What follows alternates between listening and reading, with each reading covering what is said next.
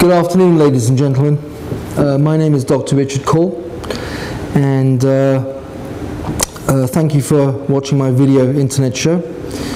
Today is July the 2nd, 2015, and I'm here in a not so warm New Jersey, but interestingly rather humid. Now, I'm going to talk today about something called the soul. And you know, I've been told I've been given 15 minutes to talk about that. So where I was told I had 15 minutes, I decided that the best way would be to again use a personal experience as the basis for trying to talk about my understanding of what the soul is. And so in doing that, I wrote a piece a couple of days ago entitled The Soul, and it's about a part of my life which I've talked and written about before in my biography, and it relates very specifically to the loss of my mother when I was 14 years old. And so the piece is entitled The Soul. Does anyone wonder what happens to the heart and mind of a 14-year-old boy who suddenly loses his mother and then, 2 years later, his father, both extremely traumatic events which one would imagine to be overwhelming obstacles that will lead to a life of destitution and despair, filled with bitterness and resentment at the injustice of life? It is almost impossible to describe the bond between a mother and a 14-year-old boy, and clearly beyond the realms of our limited human conception to understand the purpose and process of these tragedies. I grew up in a broken family in which my father had an unfortunate gambling problem, but his brilliance and charm remained seared in my essence and made his failings seem almost inconsequential. I loved my father greatly and have nothing but good memories about a man who I respected and somewhat idolized. He was an ex-fighter pilot, an accomplished amateur boxer who won several awards. And more importantly than that, I truly loved my dad, with all his faults and failings. I knew his position was not popular with the female members of the family, and I was the only one that would visit him every Sunday, where we would spend 2 hours talking on a park bench in Dartford Park, and at which he always turned up with a bag full of candies. This part of the week was very special for me and had become the only link between my father and mother. I knew that they could not live together, and in all honesty, I felt happier that they were separated, as it meant that we did not have to continue to listen to the incessant arguing and fighting that seemed to never end.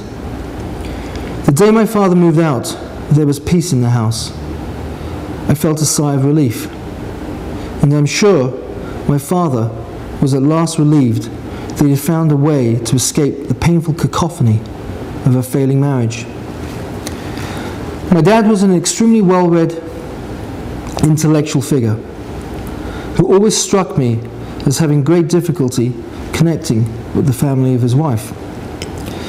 As an adult, I am now more able to appreciate the torture that he must have had to endure as he listened to the banality of domestic life without seeing a light at the end of his rather unpleasant journey.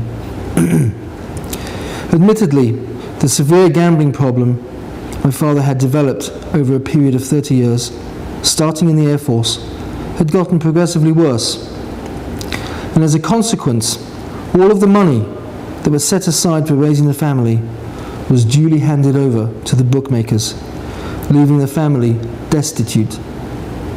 Understandably, among other things, this caused immense stress to my mother, who at the age of 43 was trying her hardest to support 4 children with very little material backup. We ended up moving into council housing, which in the States is the equivalent of a housing project, in Dartford, Kent, which was one of the most socio-economically deprived areas of southeast London. It was all we had, and at the time, we were so grateful to have a place to sleep. Between the continued financial stresses my mother had to handle and the lack of support from my father, the situation continued to deteriorate, as did my poor mother's health. At the time her health started to deteriorate, she was the personal administrative assistant to Mr. John Cartwright, who was the CEO at one of the local engineering companies in Dartford. They had been working together for 5 years, and her boss had a great deal of admiration and respect for my mother.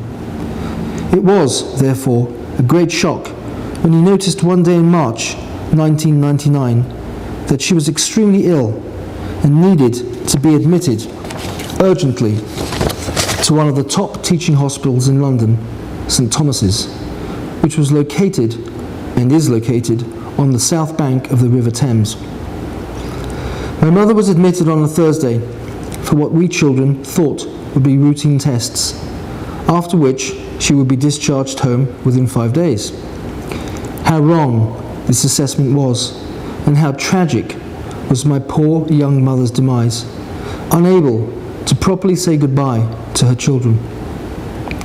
There is, however, one detail that always brings me to tears, and it is this: that as my uncles and aunties were leaving the hospital for the last time, knowing that she was about to die, her only words to them were, "Look after my babies."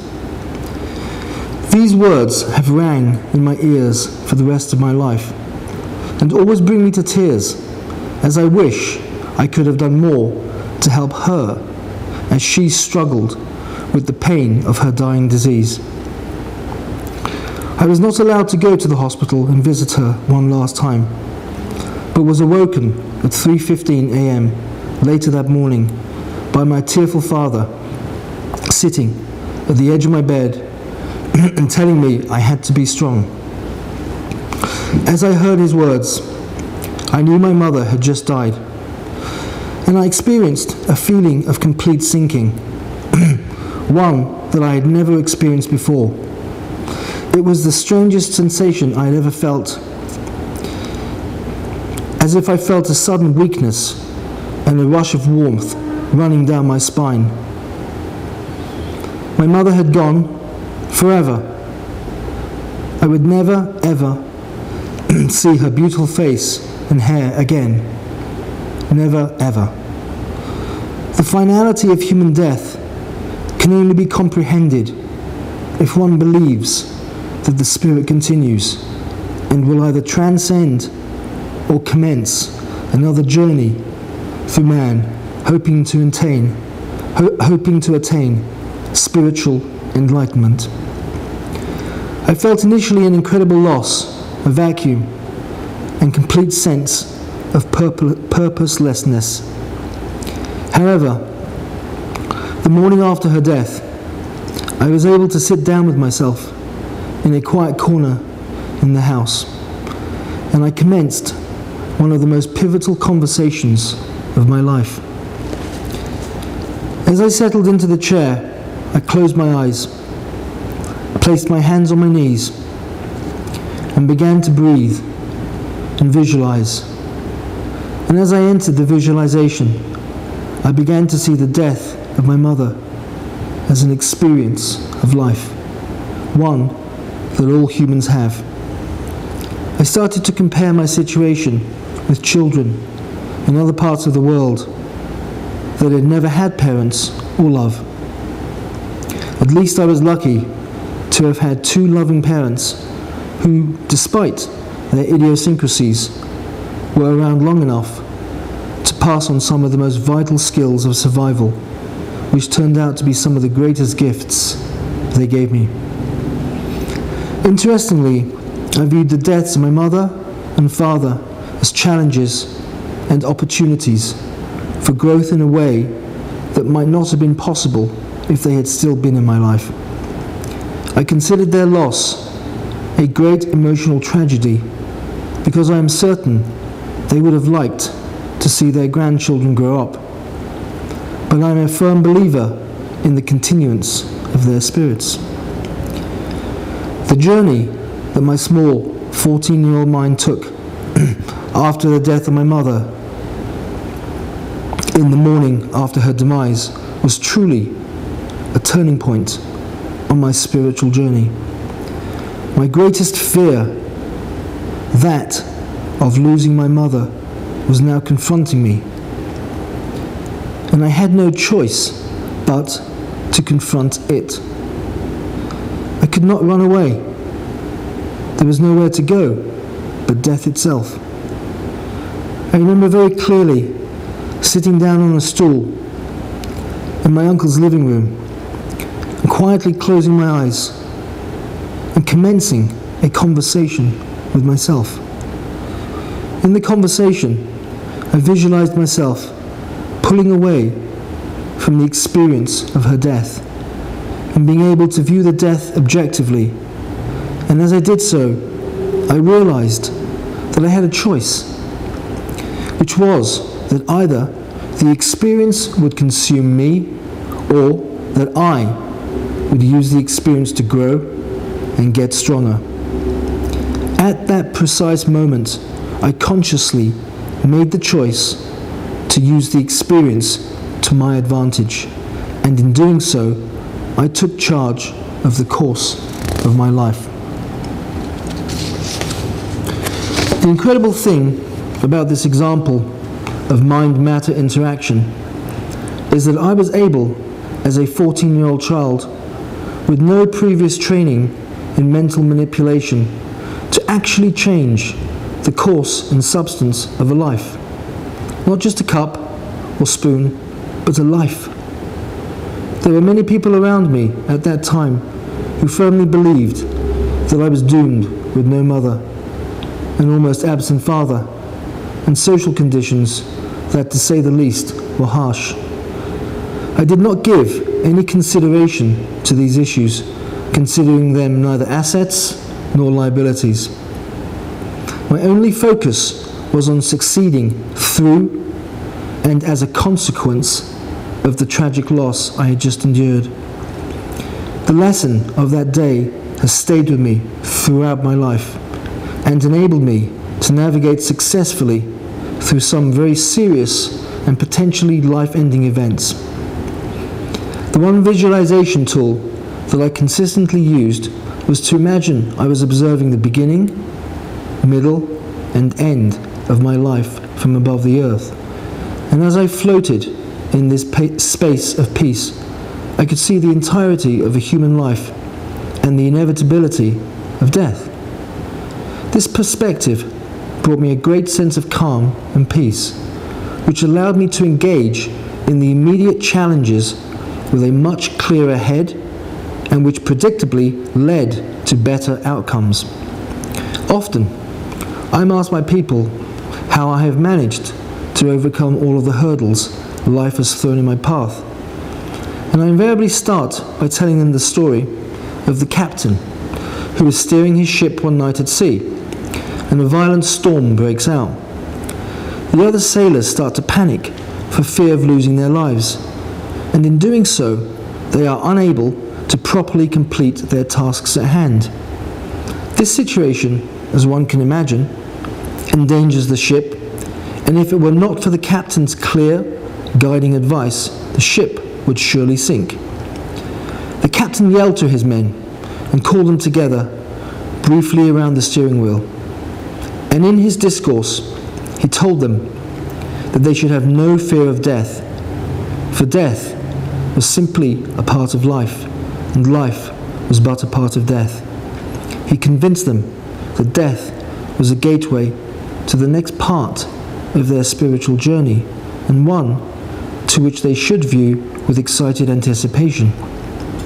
The captain then went on to tell them that the only way to successfully navigate through the storm was without fear. For if they let fear take control, they would all be doomed. The captain then connected their fear to their fear of death. And as he had just said, there is nothing to fear with death. The sailors immediately returned to their posts, heeding closely his advice, and the ship sailed sturdily for another 10 hours through gale-force winds, and then, all of a sudden, the storm broke, the sun shone, and the ship and its men were safe and free. The above story analogy demonstrates the fearless manner in which we should all steer through life. For life is short, and we all must die. The moment we truly overcome that fear is the moment our spirit becomes truly emancipated, and life then begins.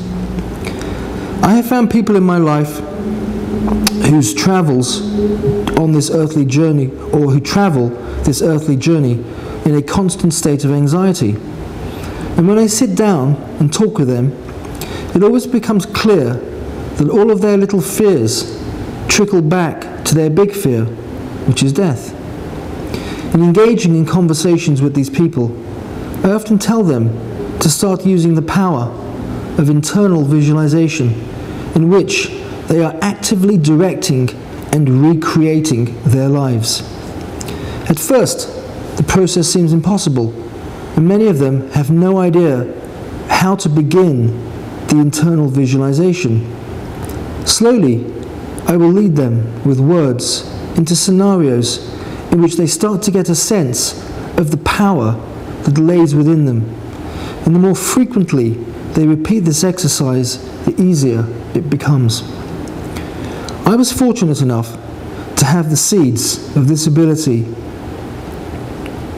but the universal shock of my mother's death caused an overnight acceleration in the germination and flowering of these seeds, which is why when I talk about my mother's death, I often refer to it as the gift of death. Not too many people have the privilege or opportunity to live through and grow from such an experience at such a formative age. The key to me, however, was seizing that opportunity at that time and not allowing it to dictate the course of my life. Now, I wrote and read this piece, actually, and I didn't say it at the beginning, as a consequence of a conversation that I had many years ago with a gentleman that used to work for me. And he was one of my drivers. He used to drive patients back and forth between their homes and the surgical centre. And we became very close. He was I found him to be a very interesting and likable guy. And he was asking me one day about, my life and what I'd gone through, and I started to tell him my story. And he said to me, you have to tell your story. And I asked him, and I said, why? And he said, because today, as we sit here talking, and I remember we were sitting down talking in the waiting room of the surgical centre, he said, today there are around the world 14-year-old boys who have just lost their mother, wondering where their lives are going to go. And if they were to read your story, they would know that there is hope and inspiration, and that there is a path out of a situation that at first seems overwhelming. And so on that note, I would like to again thank you for listening to the show, and I hope the message that I've just communicated is helpful to as many people as possible. Thank you.